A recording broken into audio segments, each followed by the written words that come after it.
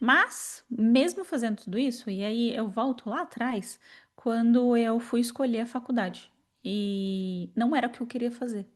Só que eu pensei, eu acho que isso é o que vai me dar dinheiro. E de fato deu. Eu não critico nem estou julgando pessoas que escolhem uma determinada área exclusivamente pensando no dinheiro. Não acho que isso está errado, não. Faz parte do processo, né? O que eu estou trazendo para reflexão é mais esse ponto de você viver a sua vida sem realizar o que você realmente gostaria de viver.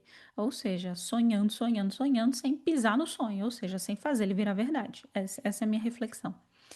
Mas no meu caso, aí eu trabalhava no mundo corporativo, só que o mundo corporativo já estava me dando sinais. Eu mesma já estava me trazendo sinais de que aquilo era insustentável a longo prazo.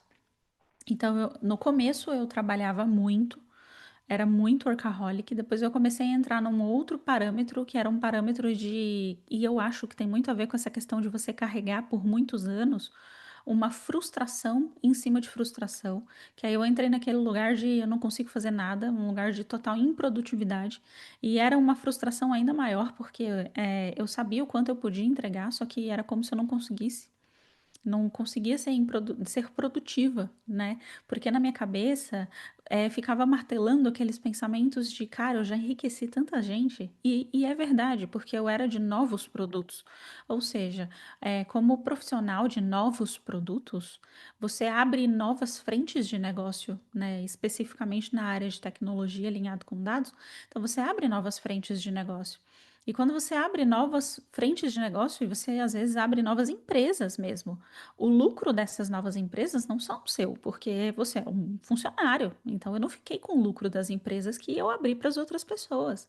Tem galera que, né, não vou citar aqui agora, porque não vem ao caso, mas, cara, teve pessoas que abriram negócios inteiros a partir das minhas ideias. E aí eu ficava vendo o sucesso daquilo e o quanto aquilo trazia de rentabilidade, e eu pensava, caraca, esse negócio saiu da minha cabeça.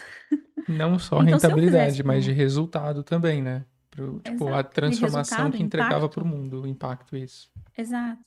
Resultado, impacto, e eu pensei, pô, isso saiu da minha cabeça, né? Então eu podia estar tendo participação nisso, mas não, na verdade o que me sobrou no final foi demissão, honestamente falando. No fim da história toda, eu fui desligada porque fecharam a vaga em que eu ocupava.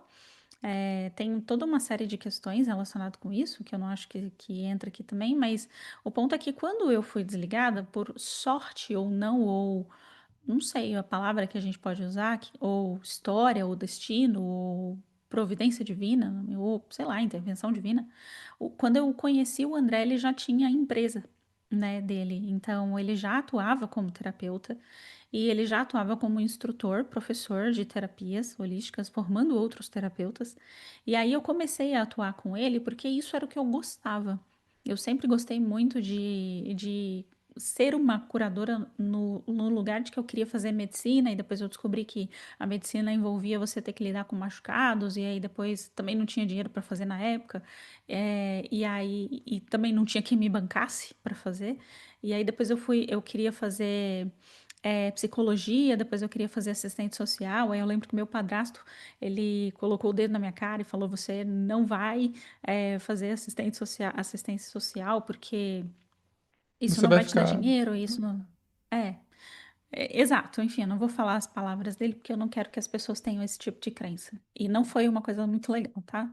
Mas aí acabei que não fiz também, aí eu fui fazer justamente o que as pessoas achavam que seria legal pra mim e que as pessoas ao meu redor entendiam que era aquilo que ia me dar dinheiro e que eu ia ter um sucesso financeiro com aquilo. Só que felicidade mesmo não trouxe. Então, desde o começo eu tinha essa sensação de tentativa de me encaixar e de pertencer. Não era meu negócio. Sabe quando você tá ali, você fala, cara, não é meu negócio? E eu gostava mesmo de estudar terapia, de estudar a mente humana, de estudar a biologia do corpo físico. Então, foi isso, neuroanatomia. Então, era isso que eu gostava de estudar, mas eu estudava por hobby, porque era o que eu realmente tinha paixão, vocação mesmo. E aí, eu comecei a participar junto com o André da empresa, comecei a dar aula junto com ele e atender as pessoas, né? Fiz as formações de terapeuta, é óbvio. E depois eu fui fazer pós-graduação em psicologia analítica junguiana, também por hobby. Tanto que quando eu fui entrar na última empresa que eu trabalhei, eu fui Faria Limer, né? E eu fui entrar na última empresa. O chefe que eu tinha me perguntou por que que você tá querendo se frustrar com TI, fazendo psicologia. Aí eu falei, eu gosto, é o que eu gosto. Então, meio que todo mundo já sabia que em alguma hora isso ia acontecer, né? Eu acho. E Segura aí, só um pouquinho antes de você continuar. Pessoal, vocês que estão no chat, alguém se identifica com isso que a Aline está falando, de ter uma perspectiva de trabalhar com uma profissão, né?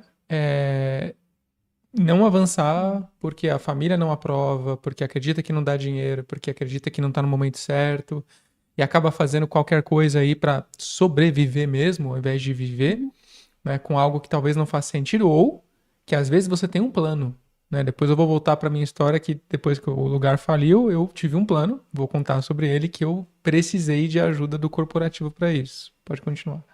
sim, sim. Isso é uma coisa que eu acredito muito, que muitas vezes o corporativo, ele te ajuda a alcançar os seus sonhos. Então, lembra quando a gente trouxe no começo, né? Aquele aspecto de que sonhar é maravilhoso, faz parte, é uma tragédia quando as pessoas acreditam que elas precisam parar de sonhar.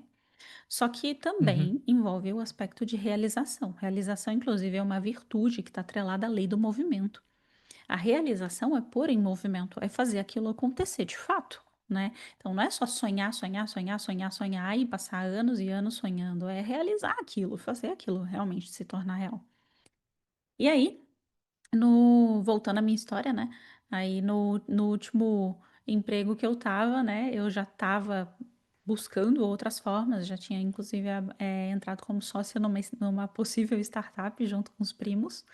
E aí eu percebi que eu não queria mais atuar com tecnologia, que não era aquilo que me encantava.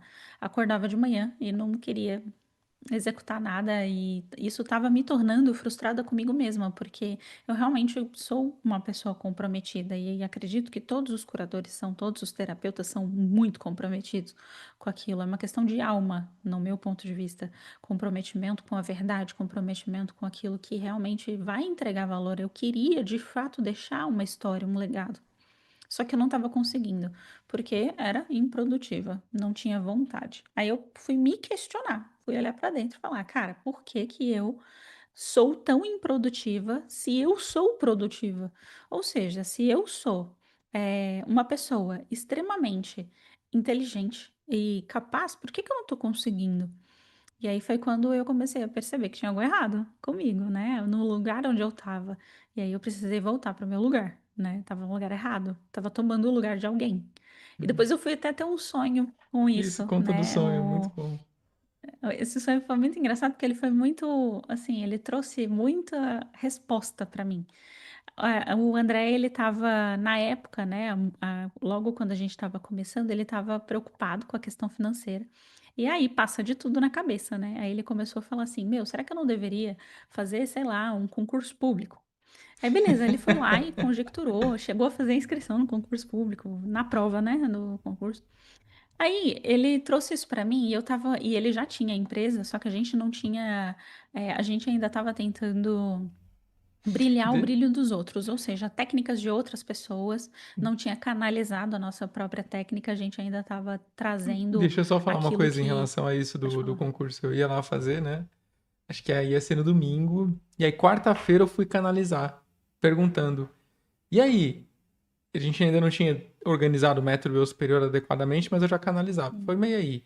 É legal isso? Aqui é um caminho? Meu eu superior respondeu pra mim: Perda de tempo. Isso não tá nem de perto no seu caminho. Pô, droga. Eu nem fui. Oh, não. Perdi a prova. A gente foi passear no domingo. Eu falei, não vou perder meu tempo. Vou aproveitar o domingo.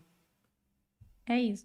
Mas aí, eu tive um sonho antes disso, inclusive, né? Aí, quando tive lá um sonho, que eu vou contar o sonho pra você só pra vocês entenderem como que foi o processo. Foi assim. Eu sonhei que eu tava na fila de um concurso público. E aí eu tava lá na fila e quando eu tava chegando perto da fila, tinha uma pessoa em pé. E essa pessoa em pé, ela disse o seguinte: A minha missão de vida é isso aqui. E vocês estão atrapalhando a realização do meu propósito, porque vocês estão com medo de viver o propósito de vocês. E quando eu olhei para aquela pessoa, no sonho eu sabia a história daquela pessoa, eu sabia que aquela pessoa tinha completa paixão por economia, paixão por direito, paixão por aqueles assuntos de concurso público, sabe? E aí ele trouxe, era um cara, Nerdona. não conheço. Era uma pessoa nerdona mesmo, tinha paixão com isso. E aí eu vi aquela pessoa falando e ela tava assim, pelo amor de Deus, gente, saiam daqui. Isso aqui não é o caminho de vocês. Esse é o meu caminho. É o meu propósito de vida, não é o de vocês. Então, por gentileza, parem de atrapalhar o meu caminho de vida. E aí, no meu sonho, o que que eu entendi? Eu entendi que, mesmo para ser concursado público, tem a pessoa certa para aquilo. A fonte criadora não erra. Existe o perfil correto para aquilo, e claramente não é o perfil do André, muito menos o meu.